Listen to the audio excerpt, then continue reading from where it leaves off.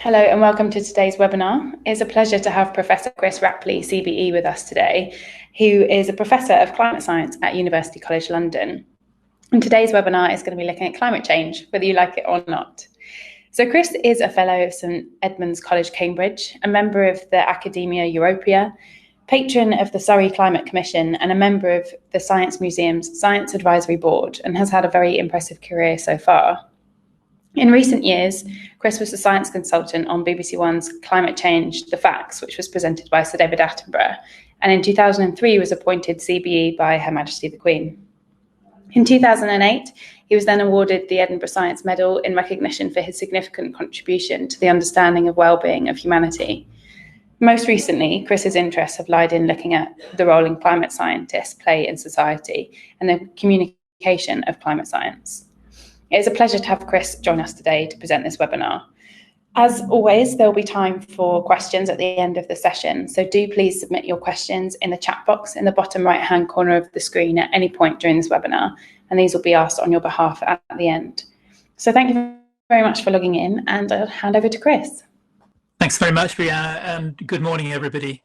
So I decided that I would change the title to something a little bit more optimistic on reflection. You may recognize the original title was a quote from Greta Thunberg, but it seems to me that we need to look more positively at the future, and what if we work collectively, we can do something significant about this climate crisis that we're facing. So the title is Together We Can. So I just want to start by taking us back, 300,000 years to the inheritance that humans received when we clambered down from the African trees and started as hunter-gatherers in the savannas. And this rather romantic image by the elder Bruegel shows the Garden of Eden. And that's essentially what we found ourselves in. We found ourselves on a planet covered with life, the outcome of 3.5 billion years of evolution, a kind of mind-bendingly deep time period that is just kind of unimaginable. And the upshot of that, as we all know, was this immensely complex, deeply interconnected global web of life. The ultimate circular system, the detritus from one cycle is the input, the feed to another. So a system that varied, that hunted around. The climate varied a bit, of course, but it's amazing that the physical, chemical conditions remain conducive to life for that whole long period. And there's a whole interesting area of study led by people like Jim Lovelock and so on, who have considered that. But from our point of view, what's really important is that this system provides services, ecosystem services, which are essential for our survival. It's photosynthesis at the base of the food chain that feeds everything, including us. The system provides us with fresh air, fresh water, food, fiber, if you like, inspiration. So this was our gift. And of course, it is finite. Images from space show this tiny blue dot covered with this tiny, thin skein of life, and it is irreplaceable. So our relationship with that inheritance has been ambiguous because, of course, it has been both a threat. It's interesting, isn't it, that we still tell small children fairy tales about Red Riding Hood and wolves and so on. And I mean, it was not so long ago that there were still real threats. And you occasionally read articles about people being killed by tigers in India still. So this environment in which we landed is a threat. Of course, it has viruses, so we're all too aware today of the sort of threat that it can offer. But at the same time, it's a resource. And so that's why, certainly in the Anglican tradition, you have this ambiguity about whether we are instructed to take dominion over or be careful stewards of. And it's clear that we need to be both. But certainly until over the long 300,000 years of human history, up until quite recently, our interventions were at the landscape scale, often destructive, but nevertheless not at a scale where the planet would have essentially noticed. So this is, if you like, the history of our engagement so far. So let's just look at I'm always interested in quotes by smart people. Samuel Butler, writer, 19th century British writer and thinker, made this interesting observation. All progress derives from a universal innate desire on the part of every organism to live beyond its means. In other words, whether you're a virus or an elephant or a human being, your tendency is to try and find advantage. And if you find a source of advantage, like too much sugar, it means that you tend to overdose on it. So, bank managers know that. Anybody who has children knows that this is an innate desire that underlies, it's a principle that underlies a lot of the way that biology works. We're all seeking advantage and seeking to maximize our advantage and indeed live beyond our means. So if we look at human history, this is all to do with power. Power in two senses, our power over other elements of the world around us, and power by way of energy. So these frames show illustrations of our power over beasts of burden, helping us till the fields, our powers over other people, slaves rowing a Roman ship, our power over the wind and water in order to gain energy. So we're constantly trying to maximize our ability to rearrange our environment around us to our advantage. And, for most of human history, that was where we were stuck. But then in 1712, this extraordinary blacksmith and lay preacher, Newcomen, down in Cornwall, invented and constructed the first workable steam engine, 1712. And that utterly transformed our ability to do things, in this case, to pump water out of Cornish tin mines, but with Boulton and Watt seeing the much broader advantages and being very keen to make a penny. The Industrial Revolution was sparked off, as we all know, and spread rapidly around the world, leading to the modern world that we inhabit, where sources of power are extraordinary. The amount of power that we generate each day is almost infinite compared with most of human history, and that's led to so many benefits that we all know. But it's also led over that period to 1.5 trillion tons of CO2 being pumped into the atmosphere. And I don't have to rehearse that story. We all know that the consequence of that is that the atmospheric content of carbon dioxide is a minor constituent of the atmosphere. The atmosphere is mainly oxygen and nitrogen. If that's all that were in the atmosphere, the surface of the planet would be frozen because there would be no greenhouse effect. But because there's water vapor, CO2, methane, and some other active small quantities of gases, there's a 30-degree centigrade temperature gradient across the atmosphere.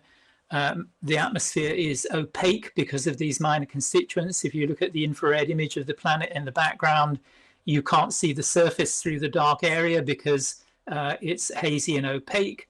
The white areas are the higher level clouds. And the figure of 414.3 is the yesterday's estimate of the global average CO2 content of the atmosphere. That's more than 100 parts per million higher than it had naturally reached at the end of the last ice age, which is, we're now in a warm period when CO2 levels are naturally high, around about 280, 300 parts per million. And that jump is a bigger jump than the jump between a normal ice age and an interglacial. So it shouldn't come as a big surprise that it's having an impact and that the planet is warming. And it's warming because we've upset the energy balance. Normally, the planet tries to radiate away to space heat to exactly balance the amount of heat and light energy that it gathers from the sun, it intercepts from the sun. And what we've done by introducing this additional opacity into the atmosphere is that we have reduced the amount of heat that the planet is managing to radiate away. And that energy imbalance is accumulating mainly in the ocean. 94% of it goes into the ocean, about 2% into the atmosphere, 2% into the land, 2% into the glaciers and ice.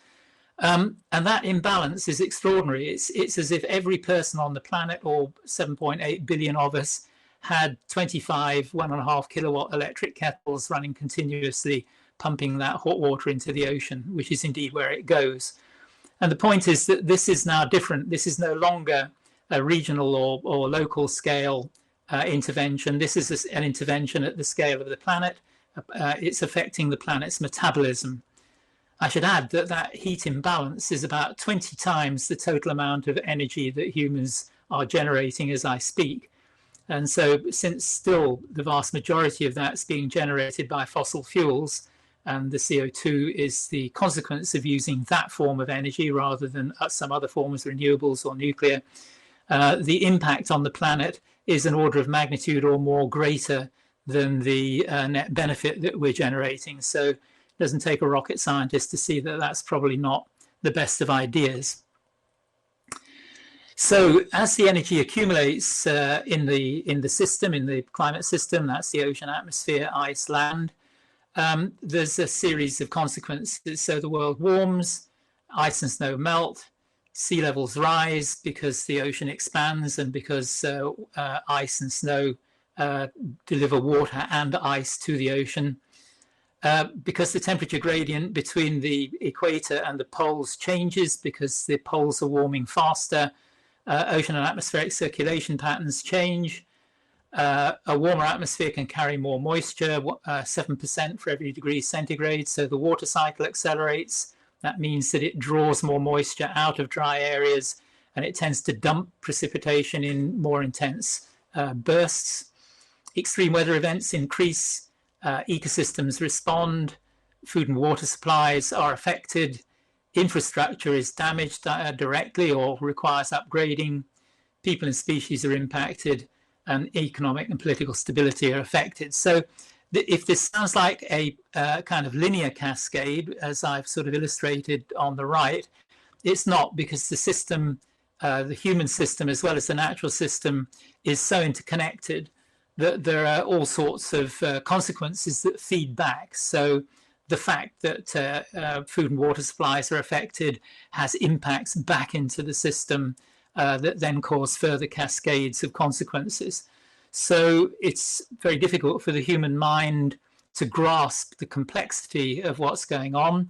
Digital computers help us enormously, but they're not perfect. They're not exact simulators, but they give us a very good insight into what we may expect. And indeed, the computer modeling of the system that's been going on for 30 years now has a pretty good record of having predicted what has subsequently come to pass. That's not to say that there haven't been surprises and there won't be more, but the digital computer is a powerful tool to help us try and understand the consequences of our actions.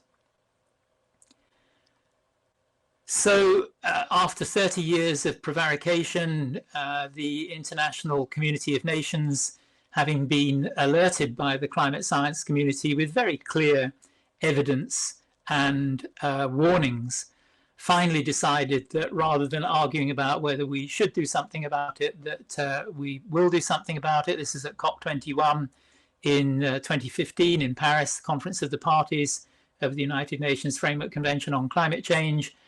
And it was agreed that we should seek to hold temperatures, the increase in temperatures, to well below 2-degree rise relative to pre-industrial levels, and to pursue efforts to limit the temperature increase to 1.5 degrees C. So it was a common goal, but there was additionally a common plan. All the nations, or most of the nations, offered commitments to reduce their carbon emissions, but unfortunately those commitments don't keep us to these goals.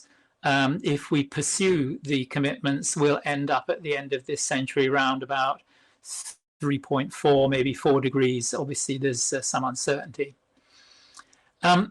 So the policy can be summarized, if you like, as leave it in the ground. Leave, and it turns out it's something like 80% of known coal reserves, 50% of known oil reserves, and about a third of known gas reserves. Obviously, you can mix and match those. But essentially, that's what we need to do if we're to keep to the Paris goals. Leave it in the ground. It's very, very hard for humans not to use something that has value. So it's important that those reserves lose their value. So leave it in the ground. How are we doing? Well, yesterday, the World Met Organization released its annual report on the state of the global climate for 2019, very comprehensive account. It says the report confirms information in a provisional statement issued last year that 2019 was the second warmest year in the instrumental record. The 5-year period 2015 to 2019 are the 5 warmest years on record, and the previous 5-year periods form a kind of staircase of increasing records. We're currently way off track to meeting either the 1.5 degree or 2 degree targets that the Paris Agreement calls for. And if you read the rest of the report, it catalogues the impacts on ocean warming, sea level rise, coral reefs, ice and snow melt, reduced Arctic sea ice, for example, all of the raft of indicators that overwhelmingly demonstrate that what the climate science community predicted many years ago is indeed coming to pass. So what do we see? Well, when people talk about melting on the Greenland ice sheet, these aren't little puddles. These are huge rivers of water which pass down cracks, open up huge rifts in the ice sheet, drop 1 kilometer or 1.5 kilometers to the base rock, percolate underneath the ice and accelerate its sliding. So this is significant. We see the impact in this case of Hurricane Dorian. Remember that there are those who've been saying, well, you know, maybe we should wait and see. Humans are really good at adapting, terribly difficult to afford to do anything about this, brings us lots of benefits. Well, try telling the people who were struck by Dorian how they're going to adapt. Here we are a couple of years later, and the situation is still pretty grim for those people who were hit. So we see images like this here in Portugal, wildfires. Here in Australia, this extraordinary, almost Bruegel-like image of middle-class, well-to-do people having to migrate to a beach so as not to be incinerated in their homes whilst they caught fires in January earlier this year. So what can we say about the leave it in the ground policy? Well, from what we can see from these images alone and what you read very regularly on the news or hear on the news, it's not working. So that's point one. Point two is that that's very worrying. A, because it isn't working, but B, because where is it leading us?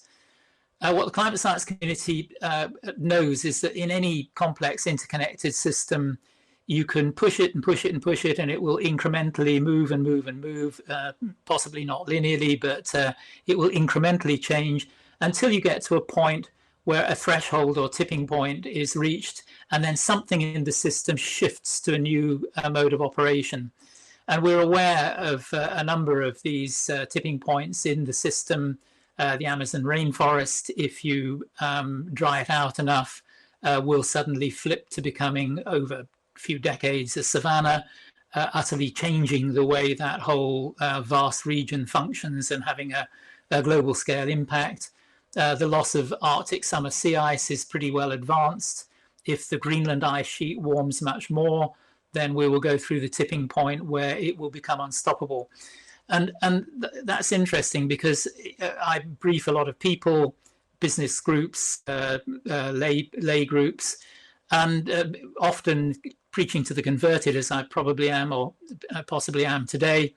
But if I ask the question, you know, why were 1.5 or 2 degrees chosen as the guardrails, the upper limits, people are often confused and unsure.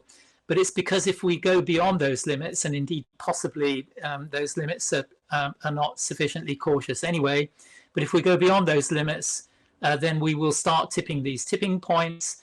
It's possible that these tipping points will have a domino effect.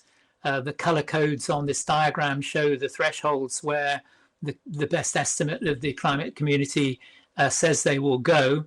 And so the problem is that once we go beyond 1.5 to 2 degrees, we lose control.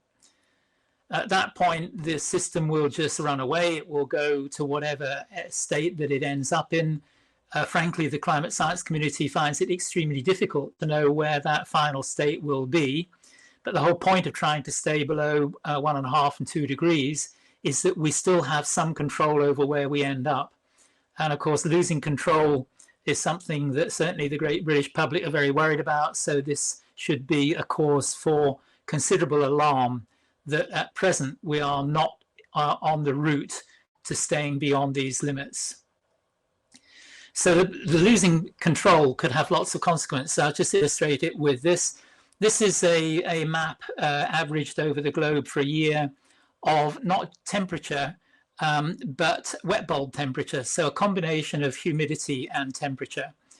And a wet bulb temperature above about 35 to 36 degrees is intolerable for the human being. You can't survive outside in the open with a wet bulb temperature much above 35 degrees because the humidity is so high that your body can't sweat away the heat. So your core temperature begins to rise and you're under considerable threat of organ failure within a few hours. So you have to get inside, you have to cool yourself off. This map shows that at present there are relatively few areas that get close to those extremely dangerous limits. However, even with the warming and increased moisture we've seen, if you follow this carefully, you're beginning to see more and more reports of outdoor workers, cane field workers in the cane fields around the world, building workers out on building sites who are beginning to suffer from systemic organ damage because they're being exposed to excessive wet bulb temperature exposure. Now, suppose the planet did run away. Suppose we tip that set of cascades. It's quite possible. It's possible. It's not necessarily likely, but it's possible that we could have warmings of 7 degrees centigrade or more. There's nothing that says physically that's impossible.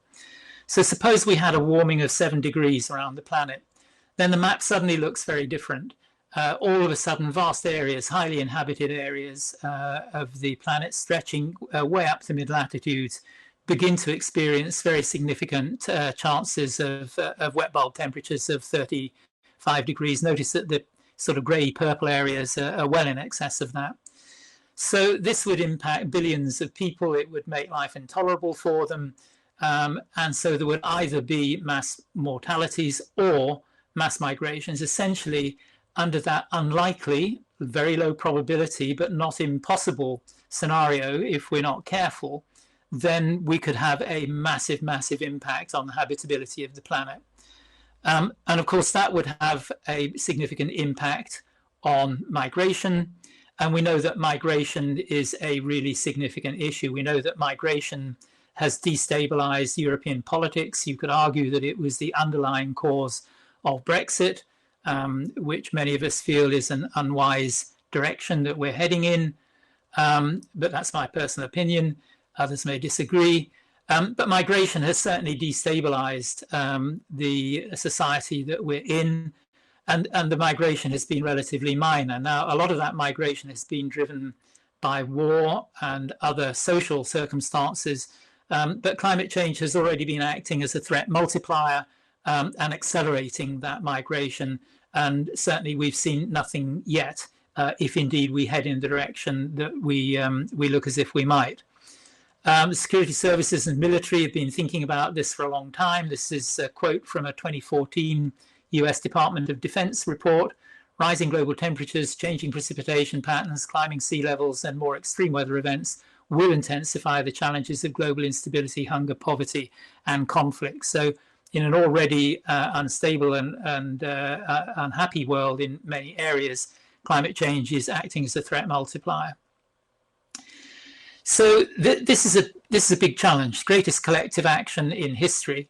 And for a start, if we're to do something significant about this, it requires some fundamental changes, a fundamental transformation of the modern world in terms of how we generate energy, how we finance the modern world, how we govern it, how we do our politics, and in the lifestyles that we've come to expect. We lead amazing lifestyles as a result of fossil fuels, but now we need to have an adult conversation about how we move on.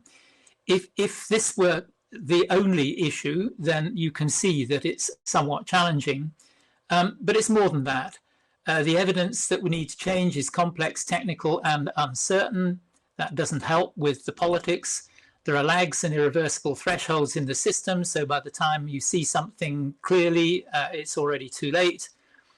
We have a layer over the planet of institutions and instruments that were designed to do other things. So we have inadequate societal institutions and instruments to deal with it. The human psychology has a very high threshold to slow violence. So there's a mismatched mind. There are limits to what each of us can do individually, although that's something we'll come back to. Humans have a long history of collective folly. And of course, there are vested interests who are very interested in maintaining the status quo because they're doing very well, thank you. Think back to the organism that's trying to maximize its self-interest. And of course, just at a time when we need collective action and a commonality of purpose, we have the rise of what I've called more generally the right, this reversion to political nationalism and selfishness, which is just at the wrong moment. So usually at this point, I stop and ask everybody how they're feeling. Don't answer for the moment. But it wouldn't be surprising if you were suffering from feelings of cognitive dissonance, anxiety, fear, loss, grief, guilt, despair, and helplessness, particularly helplessness. And that's completely natural. It's very uncomfortable. If it isn't confronted and managed, it's very dangerous and unhelpful. It causes people to shift into denial, disavowal, as we'll see in a second. But if it's confronted, it's like a bereavement. We're human beings. We have these emotions. They're important. They're there for a reason. And if we confront them, we can channel them.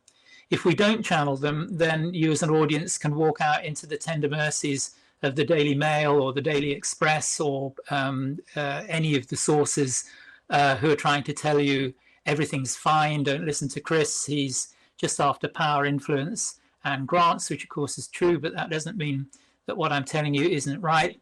Or they'll say it's a natural cycle or the sun, and that relieves your cognitive dissonance. Don't allow them to do that, because that is not the way to deal with it. The way to deal with it is to channel it. Of course, it's worse than just the emotional dissonance. This is a map of the 3,500 airliners that would normally be in the air. A lot of them today are empty for another reason. But this message threatens deeply established practicals and cherished lifestyles. It also challenges strongly held values, beliefs, and powerful issues of identity. So I've used a kind of division of humanity into two broad groups. It's more complex than that, based on deep values and identity. But to those with a kind of what you might call a typical US Democrat view of the world, where regulation is seen as a perfectly valid thing to do to maintain a civil society and a decent environment to live in, where we act as stewards of the planet, where nature is seen as important, our relationship with it is seen as important, and where a sense of community exists, then this will be naturally interpreted as story as a threat. Whereas if you're much more inclined to individualistic freedom, where you're interested in profit, where you're interested in show, having the big Mercedes on the drive to impress the neighbors because you're individualistic, and you see the interference by the central government as an abomination, then dominion over the planet is probably more likely. There's a US Republican senator who said a few years ago, what I like about the planet is that if you drill holes in it, oil and gas come out. So Under those circumstances, you can see why the emotions, the values, the threat to what we take for granted can lead us, if we're not careful, into a variety of reactions to this emotion: negation, disavowal, denial, evasion, silence, and disengagement. Well, things have shifted and that engagement is moving, but as I said, the thing to do to avoid the disengagement is to channel that feeling of unhappiness into doing something useful. Now, let me press on and just say a few words about the Mark I brain. We academics always like to think we have the Mark II brain. We don't. Everybody has the Mark I brain. It's there for a series of purposes. It's the operating system for your physical body, helps you navigate the physical world, helps you navigate the social world, which is much more tricky and much more complex and much more threatening. And if there's any time and energy left over, it gives you a bit of an opportunity for reflective thought. It keeps you alive, it avoids disadvantage, and it seeks advantage, much like our organism. And it has a very strong reaction to immediate threat. It delivers you meaning in context. It doesn't give you a clear simulation of the world around you. It selects the information that it delivers to respond to. And here in this frame, I don't know quite what it was these kids responded to, but you see the very rapid reaction to an immediate and sudden frightening threat. The arms come up to protect the chest and the face. The mouth opens to inhale extra oxygen to activate the muscular system. So our reaction to stuff happening quickly is very fast. That happens in the social world. It happens every second of the day. You're constantly living in the second. And how you react is driven by a whole bunch of factors. But your reaction is through mental sensations, and as often as not, you quickly make a decision and act, skipping over the reflective process of thoughts. We all have to understand that. We react much more than we think, and we then tend to use our logic to justify our reaction because we don't like to think that we might have been wrong. And this, in the circumstance of climate change, is very unhelpful because, as I say, it can be characterized as slow violence, and our reaction to that is very muted. However, we're social animals. We're very affected. We tend to mix with people whom we feel comfortable with and like. We are social rather than rational. We pick up ideas that circulate amongst the people with whom we operate. We tend to form in tribes. You see this very clearly on the internet, who then start warring with each other. And within your tribe, and more generally, it turns out we are capable of believing almost anything. We all have the Mark I brain. I can pretty much guarantee that you and I all believe at least one thing which is not true. So we have to be very careful about that, constantly monitor how we feel about things, ask ourselves, why is it that we believe stuff, and challenge it. But psychology says that whereas we tend to think that if we got information that sets up commitment that drives actions, all of the psychological studies show it's the other way around. Actions drive commitment. Commitment drives then more actions in a feedback loop, and actions add up. So channeling that cognitive dissonance to drive commitment, action, and then collective action is the way forward. So we're being encouraged. There are lots of leading voices, opinion formers out there that are pushing this message hard now.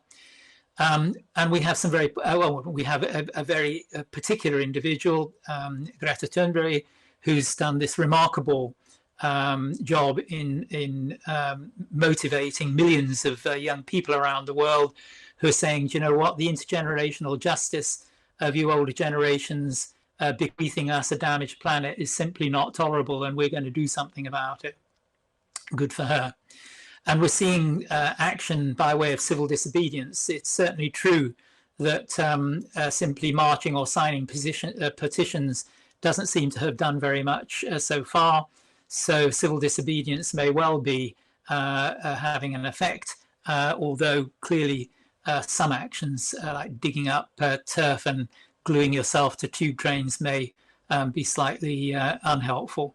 But we've seen a shift over this recent period. 85% of the British public are now putting climate change action pretty much at the top of their lists of wishes for the government. Government actually has quite a good track record. It was the UK who were the first to establish this innovative mechanism, the Climate Change Act of 2008, which was cross-party supported, whereby the government and environment ministers are required by law to follow the instructions of an independent science-based committee, the Climate Change Committee. And for partly that reason and partly other reasons, UK carbon emissions are falling rapidly. At least our production emissions are, not necessarily our consumption emissions, although even our consumption emissions are flat. There's been a 28% fall in emissions over the last decade, of 42% over a slightly longer period, at a time when the economy has increased significantly. I see that there are amazing stories out there about business taking actions. These were the Carbon Trust Sustainability Awards a couple of months ago. We're seeing legal actions. The appeal court's decision that the third runway at Heathrow was incompatible with the Climate Change Act. Very interesting. New legislation is finding its way through. Whether it will be enacted, we don't know. But this one in the House of Lords at present seeks to outlaw further fossil fuel exploration, and to rescind the law that requires the UK to extract every last drop from the North Sea. And we're seeing climate assemblies increasing, and indeed bottom-up action by communities and regions, all, whether it's local councils or regional areas, all citing climate emergencies. And I don't have time to go through them, but we could talk about them if you wish. Some amazing individuals, Simone Harnash-Bai, who went to an Al Gore lecture and has transformed her company, the first hydrogen fleet for small van deliveries. Lush, who have worked with Portuguese cork foresters to start producing environmentally friendly packages. Natalie Isaacs, who has spent a career in cosmetics and then got the call and has now set up the 1 Million Women movement, which nearly has its million women working against climate change. We have COP26, the UN Climate Change Conference, coming towards the end of the year. So that hopefully will be a big stimulus for the UK to take a leadership role, and the nations of the world to do what they need to do. In the meantime, I just finished by saying that the abolitionists, the slavery abolitionists, didn't say we'll reduce slavery by 50% or 20% by 1820 and 50% by 1830. They said we'll abolish slavery because it's an abomination.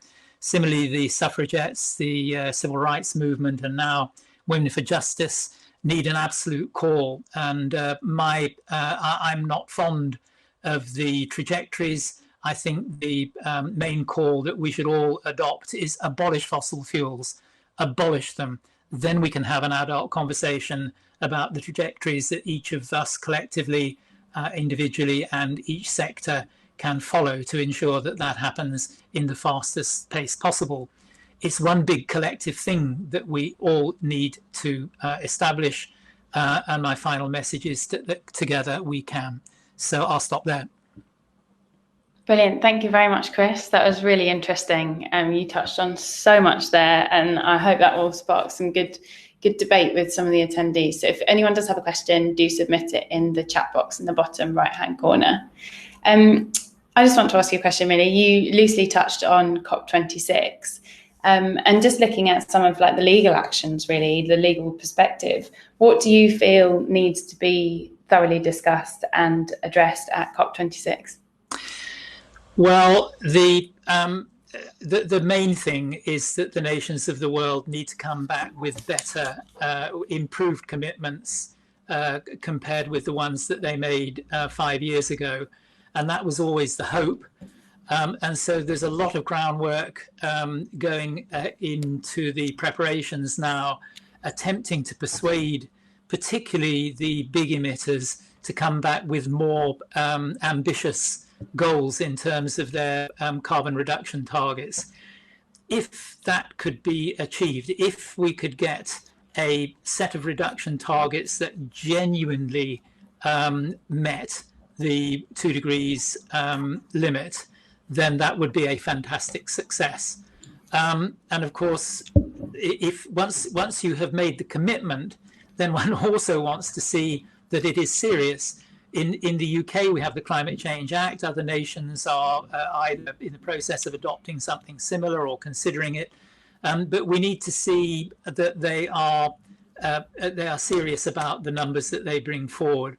And that really is the core of what happens at COP26. And so that's all to do with the diplomatic preparations and then the negotiations that are carried out on the day.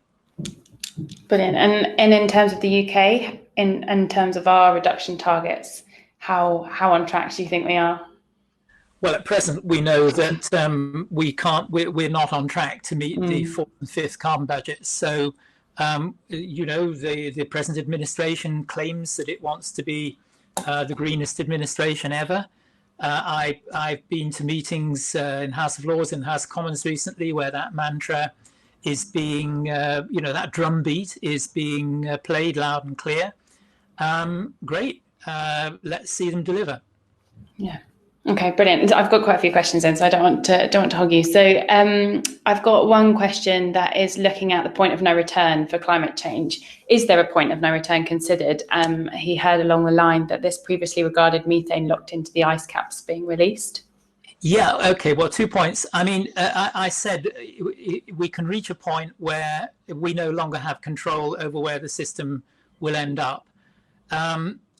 That's not quite true in the sense that once the system is off, irreversible things are happening. Clearly, if we continue to pump more and more CO2 out, we'll make it worse and worse. So, but it's the difference between at present being able to have some idea if we keep below 2 degrees where we are likely to end up. It will be a different world, but one that is reasonably habitable. The danger is that we could push things to that extreme point where I showed that large areas become uninhabitable with all of the consequences for humans. What I really want to emphasize is that Lynn Margulis once said that, nature's a tough bitch. The planet has seen all sorts of things, meteor impacts, it's suffered all sorts of insults in the past, and life has hung on, with grim determination. So I don't go with the hyperbole that says, life on the planet is threatened. I simply don't think that's true. But certainly life is being diminished both by diversity loss and by its combination with climate change. But it's us that we have to worry about. It's whether or not we can maintain stable civilization. It's whether or not we can maintain the numbers of individuals that we have on the planet at present without some sort of rather shocking crash. So that's the danger. As for the methane, I actually removed the methane threat from the graph that I showed earlier, because there's some work that was published a couple of weeks ago that seems to confirm something that was hinted at in the paleo evidence. It's further paleo evidence that when in previous interglacials, when we've been 3 or maybe 5 degrees warmer than we are at present, there didn't seem to be a catastrophic release of methane either from clathrates in the Arctic shallow seas or from the tundra. It wasn't completely understood why, but that seemed to be the message. And this recent publication suggests that it's because as the methane tries to leak out, it's actually consumed by bacteria in the upper soil layers that become wet and also oxidized. So it doesn't look as if the methane threat is quite as serious or possibly as serious as we had been thinking. Okay, that's great. And a couple of questions around timing, really. How far away from a point of no return do you think we are? And how soon would you like to see a fossil fuel ban implemented? I'd like to see it. The trouble is, if fossil fuels stopped delivery tomorrow, we would all starve within a week, because our entire system is predicated on it. So you have to find a trajectory that allows us to replace the energy sources that we're abandoning, the fossil fuel ones, to maintain society's needs. Of course, we can consume less energy, so that will help. We've left it so late. If only we had acted 30 years ago, this could have been a relatively comfortable transition. But we've now got to reduce our carbon emissions by sort of 10% per year, year after year after year after year. And that's really going to be extremely difficult to achieve. So I think it's putting numbers on it sometimes isn't helpful. We simply have to say we have to do the absolute best we can. We have to go absolutely hell-bent for every possible way of reducing this footprint on the planet that we can. Now, if we look at the UK legacy building stock, is it 35 million homes? I forget the figure. The idea that we could make that carbon neutral by 2050 is, I think, pie in the sky. And so having a trajectory that requires that is unhelpful, because it begins to become a tyranny with everybody pointing their fingers at each other and saying you're failing. That's extremely unhelpful framing. The framing is, let's take every possible opportunity, as an individual, as a group, as a sector, as a business, as a country, as a world. Let's look into every nook and cranny and see let's have an adult conversation about what is the fastest rate against at which we can reduce that particular contribution to this problem to the point where we've abolished fossil fuels for good. And so therefore, do you think we should acknowledge the role of overpopulation in that respect? Well, of course, it's a shame that we didn't deal with population, 30 years ago when we could see that it was going exponential. Just in the same way, it's a shame that nations didn't deal with the coronavirus early on when they could see it was going exponential. If you don't deal with things at the early stages, then the exponential catches you out. Remember the story of the lily leaves on the lake. The lake slowly accumulates lily leaves. Everything sort of doesn't look too bad. You get to the day before catastrophe and only half the lake is covered. And then you're surprised the next day when the whole lake is covered.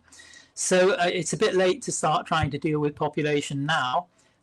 Although, efforts to provide facilities so that people can avoid the, whatever it is, 40 million a year unwanted pregnancies that continue would be a helpful contribution, but it's too late to fix that one really now. And in terms of challenging those who are dismissive of environmental issues, how would you go about doing that if they're coming back to you and quoting budgets and deadlines in the day-to-day business environment? Oh, just ignore them. You will, once they've got a conviction, they will waste enormous amounts of your time just dragging you into the swamp. And they're like the swamp creature. Every time you put a stake through them with some demonstration that whatever their latest little thing is fundamentally wrong, you see it crawl back out of the swamp, a few months later. So they never give up. They're a waste of time and energy. Just ignore them. Brilliant. And I've got one more question, and I think we are done. So a recent council meeting, they were asked what should they do, and they essentially said, educate. We need public clamour. Are there any direct carbon reductions at local level? Any direct carbon reductions at local level are irrelevant, and they wanted to know your comment on that. Yeah, let me repeat. We academics, our researchers and teachers, put us in front of an audience, and our natural instinct is to ask ourselves, what does that audience need to know? Because that's the deal with our students. We give them facts and information and insights so that they can pass exams and get qualifications. On this subject, it's completely different. It's outside our normal scope. It's outside our training. It's outside our experience, because giving people information, you can load them up with information and it just swamps them. It overwhelms them. If you don't manage the emotions, it turns them off. You have to ask yourself, what is it I want people to do? And if I want somebody to do something, then every advertising agency will tell you you need to figure out what raw emotion you need to trigger. So it's actions that trigger commitment, and commitment that then triggers further actions. I was at the local council meeting in Guildford, where I live, a couple of months ago, where they happily declared a climate emergency. They then held a meeting where a lot of members of the public sat with senior council members, including the council member responsible for delivering the strategy. And we said to them, well, what are you going to do? Educating people, isn't it? People know we've got a problem. They know enough. They may need a little bit of reassurance with some of the facts, but that's not the issue. So I suggested to the council that they could start. There's one small favourite little car park right in the middle of Guildford, which, by the way, already has introduced fully electric buses between its park and ride and the centre. So it's already done something, which is commendable and fascinating, working really well. Nearly brought down the grid when they first tried to charge them, but after that teething problem, they got them going. So I said, look, follow your Electrify Guildford, you could call it, policy. Take that small car park, very popular in the middle of Guildford, and say it's for electric cars only, and stick in charging points and make them free. And it was extraordinary. The reaction from the council was horror. They said, well, we couldn't possibly afford to do that. We've suffered massive central government cuts. And I said, well, frankly, spending a year writing a report with erudite thoughts in it isn't going to get us anywhere. If you could do that tomorrow, you could just paint green paint on the ground, ban all diesel and petrol cars from it, only have electric cars in there, wouldn't actually cost you anything but the paint. And it would send a clear message. You know what? We're on the route that very soon diesel and electric fossil fuel cars won't be allowed into Guildford. Everything will be electric, and you'll have to leave those things out in the park and ride and use the electric bus. Be a brilliant message. Be very interesting to see if they take it up, but they didn't look like they were going to. Watch this space, then. That would be really interesting to see if they do. That's something I'll keep an eye on. That's the majority of the questions that we've had in, and we have run out of time, unfortunately. So I just want to say a huge thank you to you for presenting. That was a really interesting webinar, and I think that's been reflected in the questions that we've had and the amount of people that logged in. So thank you again for doing that for us. Thank you. For those attendees who did log in, make sure that you record this as CPD on the IES CPD tool through the members area of the website. Any problems, do contact the project office. We can help you out. This webinar has been recorded and it will be made available on our YouTube channel. So do follow that. If you subscribe to it, you'll be notified as soon as it's available on there. Our next webinar is actually going to be presented by Natalie Cheng, who is the STEM Ambassador Coordinator. So we're looking at how IES members can get more involved in the STEM Ambassador scheme. So if you are interested, there's more information online on the website, and the webinar will be hosted on the 19th of March. So do sign up for that. So thank you again for all those logged in. I hope you enjoyed it, and thank you again to Chris. That's all right, my pleasure. Okie doke, bye.